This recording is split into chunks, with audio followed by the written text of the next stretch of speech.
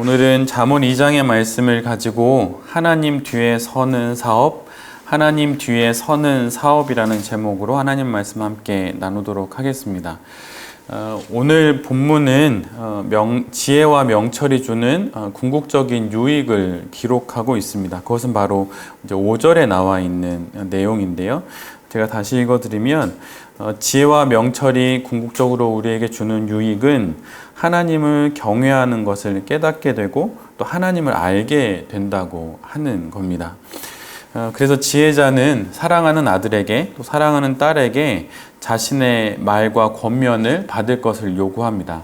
그 지혜가 주는 유익에까지 이르기 위해서 이러이러한 과정을 거쳐야 한다고 말하고 사랑하는 자녀들에게 그것을 주는 것이죠.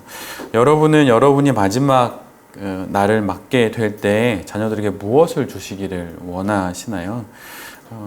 다양한 것을 줄 수 있고 또 세상이 부러워하는 것도 줄 수 있겠지만 오늘 지혜자는 자신이 가지고 있었던 지혜, 자신이 평생을 살아오면서 얻게 된 그 명철함들을 자녀에게 주기를 원합니다.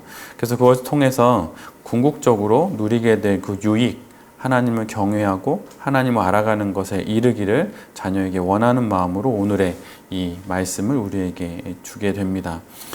자신의 삶 속에서 경험한 것들의 지혜를 자신과 같이 한 번뿐인 인생을 살아가는 자녀들에게 그렇게 전해주고 있는 것이죠.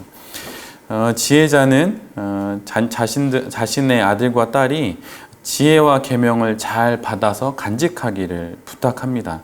전해준 지혜를 받는 것을 넘어서 간직하기를 원하는 것이죠.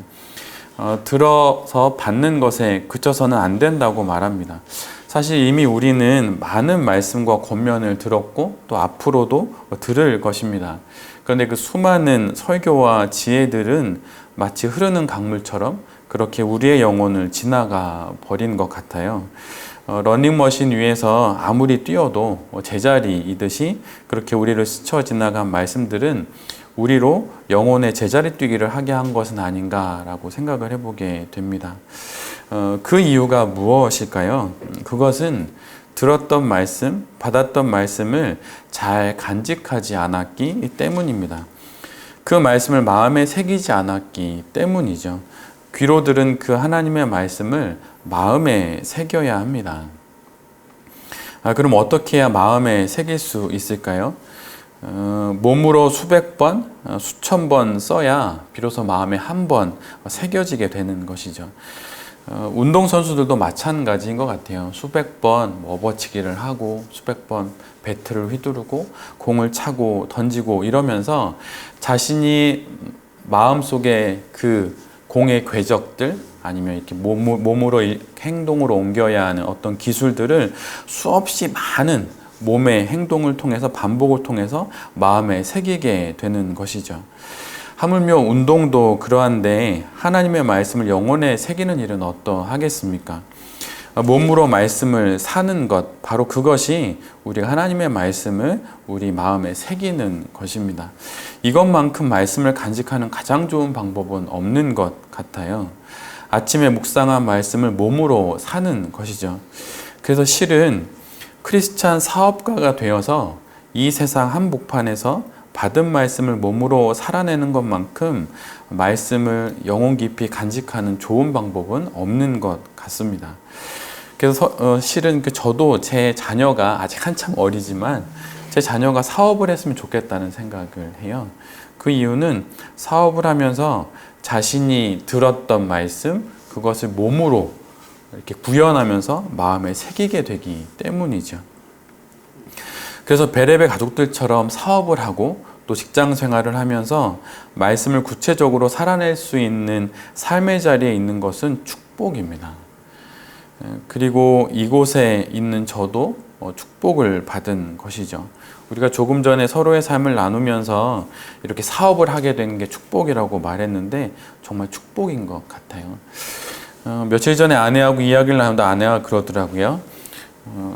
이 개척교회에 이렇게 자기가 오지 않았으면 구원 못 받았을 것 같다고 이런 얘기를 하는 거예요.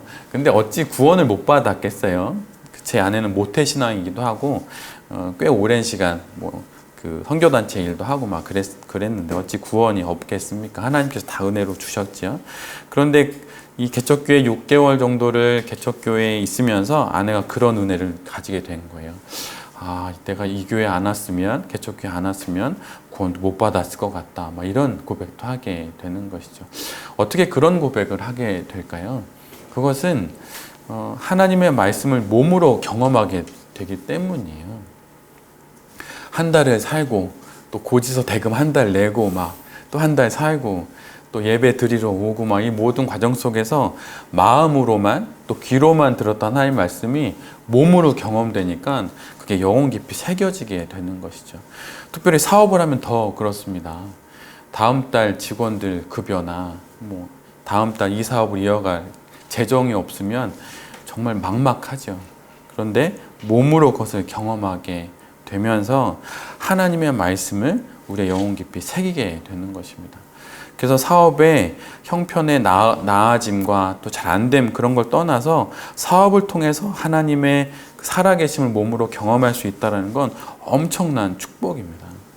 그리고 그런 우리들이 베렙이라고 하는 곳에 모여 있는 것 또한 하나님의 엄청난 축복이지요. 그래서 하나님의 말씀을 우리의 몸으로 경험할 수 있는 이 은혜가 우리에게 주어진 것에 대해서 정말 감사하지 않을 수 없게 되는 것입니다.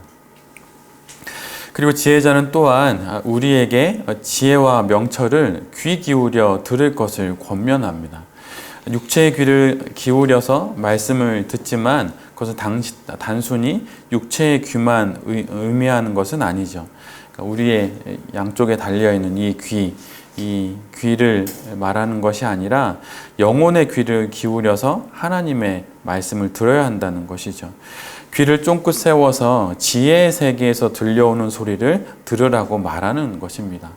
기울이지 않으면 들리지 않게 됩니다.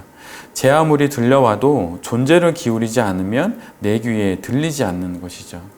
외국에 나가면 모르는 외국어 속에서 그들의 이야기가 내 귀에 배경음처럼 들립니다. 그렇게 하나님 말씀이 또한 들릴 수도 있는 거예요. 아는 만큼 들리고 또 아는 만큼 보이는 법이라 하지요. 지혜 역시 마찬가지입니다. 기울이고 마음을 쓰는 것만큼 보이는 법이고 들리는 법입니다. 신앙은 절대자를 향한 존재의 기울어짐이라고 할 수 있는데 그러기에 하나님의 말씀을 귀 기울여 듣는다는 것은 절대자이신 하나님을 향한 성도의 존재적인 기울임이라고 말씀드릴 수 있습니다. 지금 하나님께서는 우리에게 이것을 요구하시는 거예요. 귀만 기울이는 게 아니라 귀로만 대강 듣는 게 아니라 존재를 기울이라고 우리에게 말씀하시는 것입니다. 예전에 아이를 낳고 새벽에 아이가 조금이라도 뒤척이면 아내는 그냥 후다닥 일어나는데 저는 일어나지 못했어요. 다음날 아침이 되면 아내가 되게 피곤한 얼굴로 제 옆에 있습니다. 근데 왜 그랬냐고 물어보면 아내가 새벽에 아이가 여러 번 깨서 칭얼거려서 아이를 달래느라고 이렇게 잠을 많이 못 잤다고 하는 거예요. 근데 저는 한 번도 못 들었거든요. 근데 제가 그게 너무 좀 부담이 됐어요. 부담이 되고 정말 너무 싫더라고요. 그거 못 듣는 제가. 그런데 나중에는 이런 생각을 하게 됐어요. 지난 10달간 그 아내의 뱃속에서 아내의 뼈가 됐고 아내의 살이 되었던 아이의 그 자그마한 움직임을 아내는 탁 알아듣지만 저는 그게 되지 않겠구나 이런 생각을 하면서 아내의 사랑이 그 엄마의 사랑이 아빠의 이 사랑보다 훨씬 크구나 어쩔 수 없겠구나 이런 생각을 하게 됐습니다. 그런데 어떻게 아내가 그 아이의 자그마한 이 움직임 칭얼거림 그거에 후다닥 일어날까요? 그건 엄마가 아이에게 온전히 존재가 기울어져 있기 때문이에요.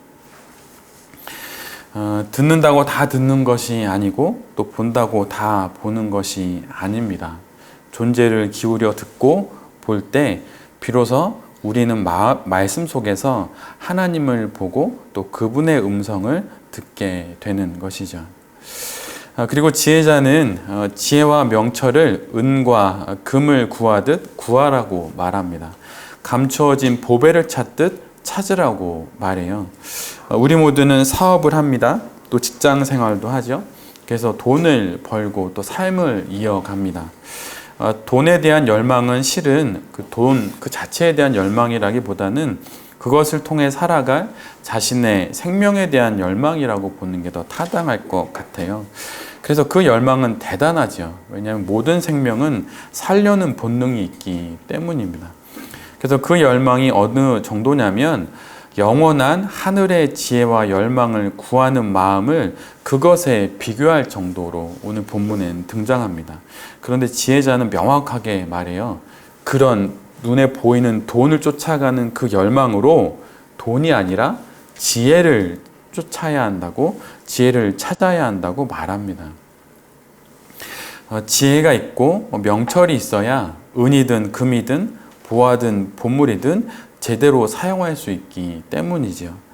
지혜가 없으면 돈의 노예가 되거나 보이는 것들에 이끌리기 마련입니다. 우리의 눈은 안목의 정욕에 그리도 약한 법이기 때문이죠. 미혹이라고 하는 단어가 있습니다. 그것은 무엇에 홀려서 정신을 차리지 못하는 것을 뜻해요. 온당치 못한 것, 그럴 만한 것이 아닌 것에 마음을 빼앗기는 것입니다. 그것에 마음이 묶여지게 되는 것이죠. 하나님의 지혜에 묶여져야 할 그 마음이 다른 것에 묶여지게 되는 것, 그것이 바로 미혹입니다. 감추인 보배를 찾듯 잃어버린 드라크마를 찾듯 그렇게 하나님의 지혜와 명철을 찾아서 거기에 우리의 인생을 묻고 또 우리의 사업을 묶어야 하는 것입니다.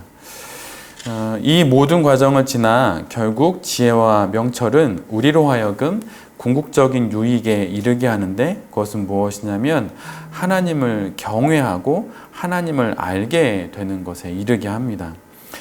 대부분의 사람은 자신이 누구인지를 말로 표현합니다. 저는 이런 일을 하는 대표 누구누구입니다. 저는 어느 교회의 목사입니다. 이렇게 말하게 될 수 있겠죠. 왜냐하면 그것이 가장 쉽기 때문입니다. 그런데 실은 정확히 그 사람을 알 수 있는 것은 그 사람이 무엇을 가까이 하고 있느냐를 보면 그 사람이 어떤 삶을 살아가고 있는지를 알 수 있어요. 그 사람 곁에 책이 많이 있으면 그 사람은 책의 사람이고 또 그 사람 곁에 만약에 인터넷 게임이 많으면 그 사람은 인터넷 게임을 많이 하는 사람이 되는 것이죠. 굳이 말을 들어보지 않아도 그 사람이 가까이 하는 것을 통해 그 사람이 어떤 사람인지를 알 수 있게 됩니다.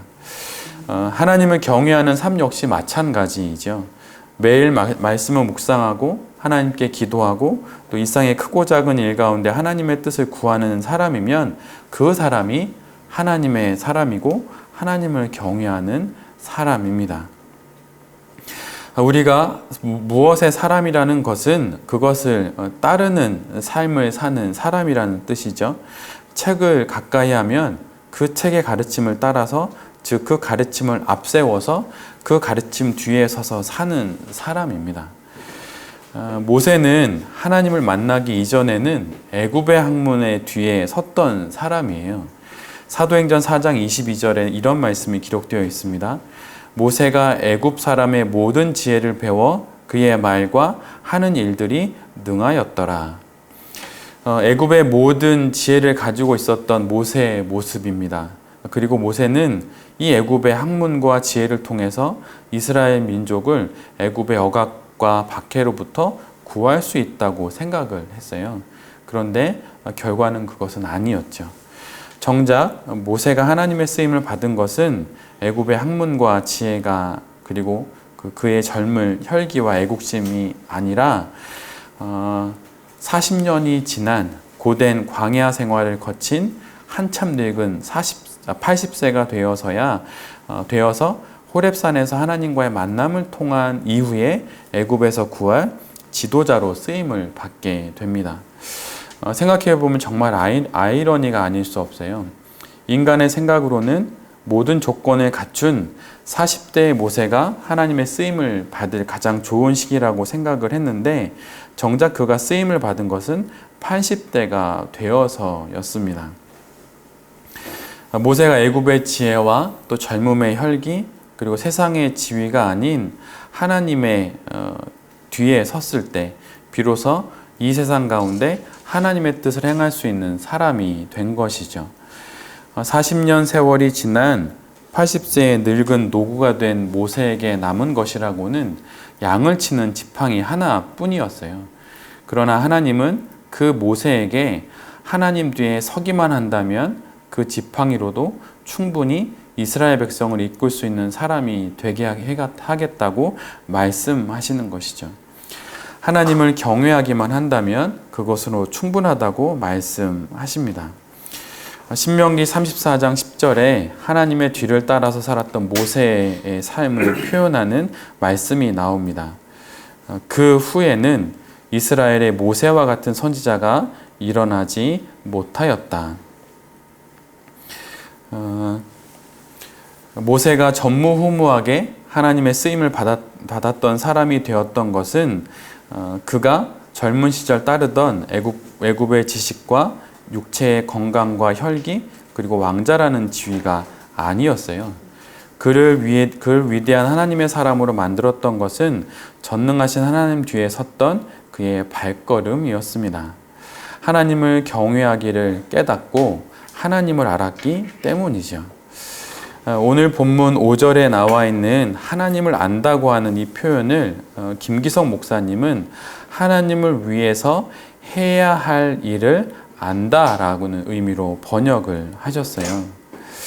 여러분은 무엇 뒤에 서 계십니까? 그리고 누구 뒤에 서서 인생을 살아가십니까? 달리 말하면 무엇을 경외하며 여러분은 살아가십니까? 그리고 무엇을 기준 삼아 살고 계십니까? 오늘 본문은 우리에게 이렇게 말합니다. 지혜와 명철을 통해서 하나님 뒤에 서라고 말입니다. 하나님을 경외하라고 말입니다. 사복음서를 보면 예수님께서는 끊임없이 제자를 부르시죠. 제자들을 부르실 때 예수님이 이렇게 말씀하세요. 나를 따르라고. 달리 말하면 내 뒤에 서라고 말씀하시는 것이죠. 따르라고 하는 말의 원어적인 의미는 선행하는 사람을 뒤따르라는 의미입니다. 앞서가는 사람을 따르라고 하는 것이죠. 즉 예수님께서 앞서서 걸어가시는 그 길에 동참하라는 거예요. 예수님 뒤를 따르라고 하는 것이죠. 예수님은 결코 손을 가리키면서 저리로 가라고 또 이리로 가라고 하시지 않습니다. 그러면서 우리를 혼자 내버려 두시는 분이 아니세요. 당신이 가시는 그 길에 내 뒤를 따르라고 말씀하시는 것입니다. 인생을 살다 보면 왜 나만 이리도 복잡하고 어려운 일을 겪냐고 생각할 수 있고 또 내 곁에 아무도 없다는 생각을 하게 될 때도 있습니다. 그래서 불안하고 또 걱정이 들 때도 있겠죠.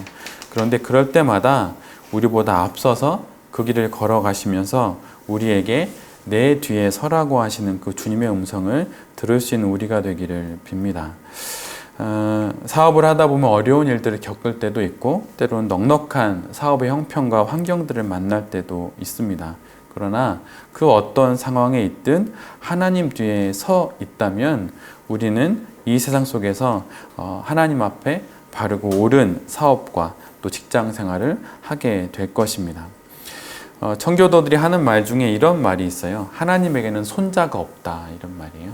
이게 무슨 말이냐면 부모의 신앙이 내 자녀의 신앙으로 아니면 나의 신앙으로 그대로 이렇게 넘겨지지 않는다는 거예요. 오늘 장로님의 묵상 가운데도 나왔는데 뭐 가게에 흐르는 저주 이런 건 없습니다. 그런 건 없어요.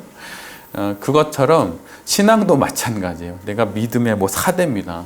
근데 뭐 그렇게 말할 수는 한두 번 말할 수는 있겠지만 그래서 3대의 신앙이 축적돼서 4대째 뭐 이렇게 막 나에게 오는 게 아니에요. 재벌들은 쉽게 재벌 2세, 3세가 되지만 신앙의 2세, 3세는 없어요. 청교도들은 그걸 알았다는 거죠. 하나님에게는 손자는 없다. 오직 아들과 딸만 있을 뿐인 겁니다. 내 신앙으로 하나님 앞에 서고 하나님 뒤에 서게 되는 것입니다. 여러분은 지금 누구 뒤에 서 계십니까? 그리고 여러분은 누구 뒤에 서서 여러분의 사업을 하고 계십니까?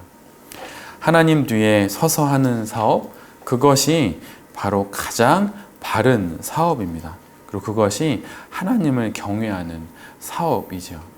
우리 돌베개 교회의 지금 가지고 있는 표는 이런 거예요.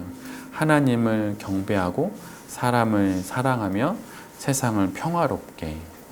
사람을 사랑할 수 있는 방법도, 세상을 평화롭게 할 수 있는 방법도 하나님을 경배하고 경외하는 것에 있습니다.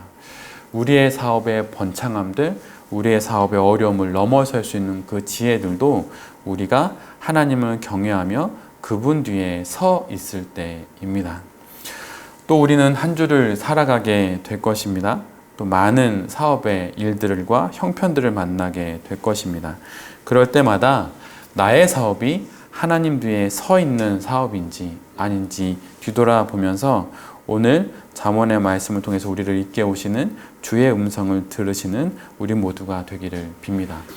이제 한 해의 절반이 지나고 이제 2019년 또 남은 절반이 시작됩니다. 이 남은 절반을 온전히 하나님 뒤에 서서 살아가고 사업하며 우리에게 주어진 인생을 아름답게 수놓는 여기 계신 모든 베레베 가족들과 또 제 자신이 될 수 있기를 기도드립니다. 아멘.